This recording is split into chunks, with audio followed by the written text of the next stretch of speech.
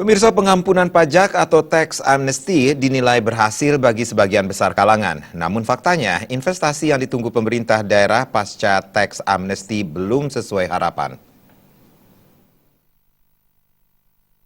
Pengamat ekonomi Profesor Wayan Ramanta mengatakan, pada dasarnya tax amnesty memiliki 3 tujuan. Pertama adalah memperbaiki kondisi fiskal di Indonesia, mengingat kondisi keuangan negara yang defisit. Menurut Ramanta, pemerintah telah berhasil memperbaiki kondisi fiskal di Indonesia. Tujuan kedua adalah memperbaiki basis fiskal di Indonesia dengan menertibkan para wajib pajak. Tujuan ini dinilai telah mampu diwujudkan dengan baik oleh pemerintah.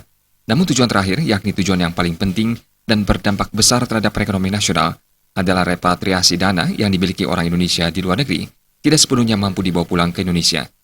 Dari target 140 triliun rupiah, hampir 100 triliun rupiah yang baru bisa dibawa pulang ke tanah air. Menurut Ramanta, angan-angan peningkatan investasi di berbagai bidang belum terrealisasi pada tahun 2017 ini. Profesor Ramanta berharap pemerintah bekerja keras untuk mengejar uang orang Indonesia yang berada di luar negeri agar kembali pulang ke Indonesia. Harapannya investasi di Indonesia terus meningkat.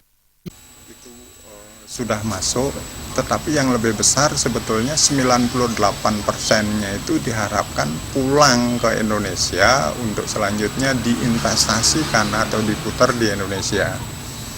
Ini yang ternyata targetnya cuma separuh yang tercapai.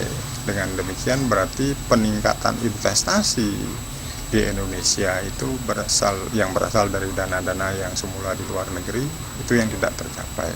Jadi dampaknya terhadap perekonomian nasional di tahun 2017 ini yang tidak sebagaimana yang diharapkan.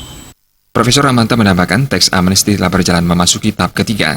Pemerintah diharapkan mampu memenuhi target repatriasi dana yang ada di luar negeri agar kembali pulang ke Indonesia. Jika pemerintah hanya mengeruk dana yang ada di dalam negeri, dampak negatif dirasakan masyarakat. Masyarakat saat ini telah dibebankan cukup berat dengan kenaikan pajak tarif dasar listrik dan lainnya. Jaya Kesuma